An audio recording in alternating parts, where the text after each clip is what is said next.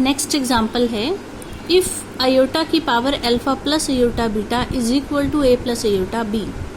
तो हमें A square plus B square की वैल्यू निकालनी है। तो इसके लिए हमें ए और बी पता लगाने हैं। ए और बी किसको रिप्रेजेंट कर रहे हैं, इस नंबर के रियल और इमेजिनरी पार्ट को। तो हमें बेसिकली इसके रियल और इमेजिनरी पार्ट पता लगाने हैं, ठीक है।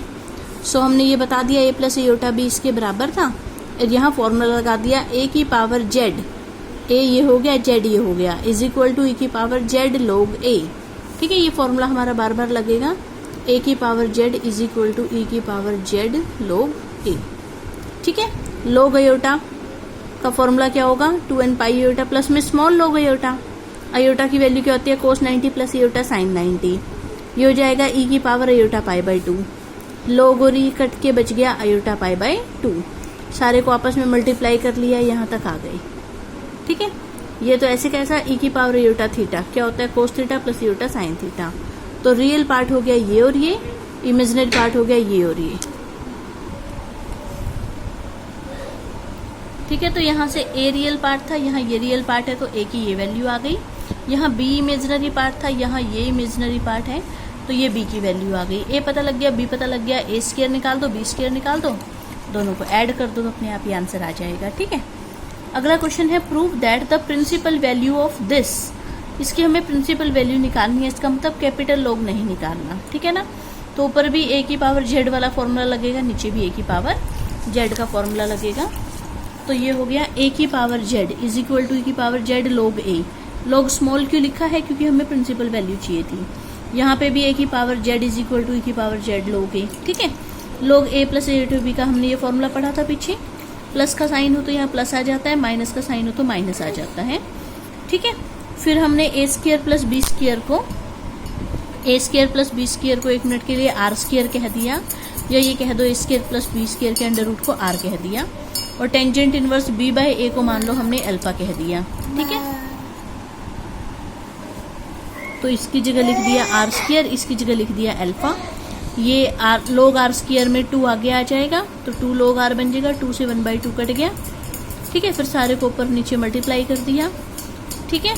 फिर आयोटा वाली पावर अलग रख दी, बिना आयोटा वाली अलग रख दी, जो कटा उसको काट दिया, ये वाली टर्म कट गई, ये ऊपर चली गई, ठीक है। और फिर ई की power iota theta that is cos theta plus iota sine theta.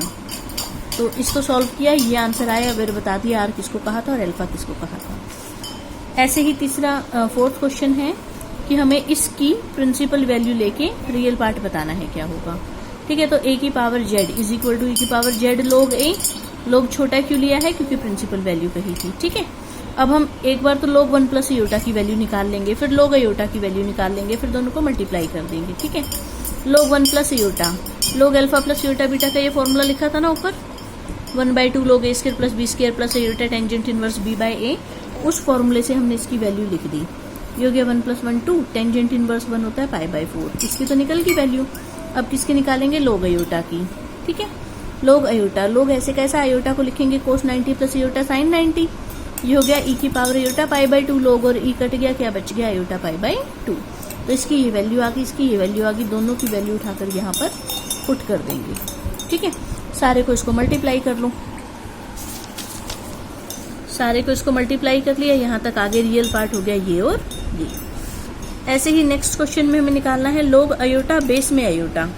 अब इसका क्या फॉर्मूला होता है, log iota by log iota, ठीक है। इसको हमने लिखा 2m पाई आयोटा प्लस log आयोटा, इसको हमने लिखा 2n पाई आयोटा प्लस log आयोटा। यहाँ m यूज किया, यहाँ n यूज किया, क्योंकि ये वेरी करते हैं, ये फिक्स नहीं है, ये तो रनिंग है। m की वैल्यू 0 1 2 3 4 कुछ हो सकती है, n की वैल्यू भी, मतलब m भी इंटीजर है, n भी इंटीजर है, तो ये वेरी कर रहे हैं, फिक्स नहीं है। तो इसलिए हमने ऊपर m ले लिया, नीचे n ले लिया। फिर log ऐसे कैसा, आयोटा को लिखा कोस 90 प्लस आयोटा साइन 90, ऊपर भी नीचे भी। ये हो गया ई की आयोटा पाई बाई 2, ई की आयोटा पाई बाई 2, log और ई कट गए, क्या बच गया, आयोटा पाई बाई 2। एलसीएम ले लो, ये आंसर आ जाएगा।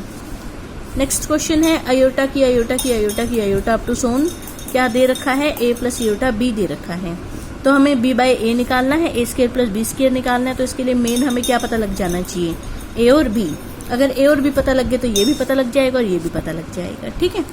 अब आयोटा की आयोटा की आयोटा की आयोटा क्या दे रखा है, ए प्लस आयोटा बी, ठीक है, अगर मैं इस आयोटा को छोड़ दूं तो ये ऊपर वाली टर्म भी किसको रिप्रेजेंट कर रही है, आयोटा की आयोटा की आयोटा की आयोटा। वो क्या दे रखा था, ए प्लस आयोटा बी।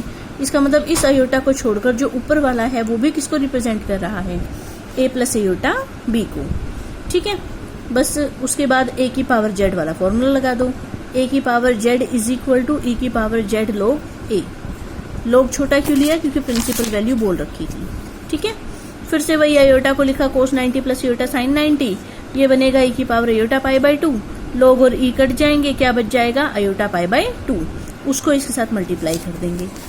ठीक है, देखो log और ई कट के क्या बच गया, आयोटा पाई बाय 2। इन दोनों को आपस में मल्टीप्लाई कर दिया, यहाँ तक आ गई।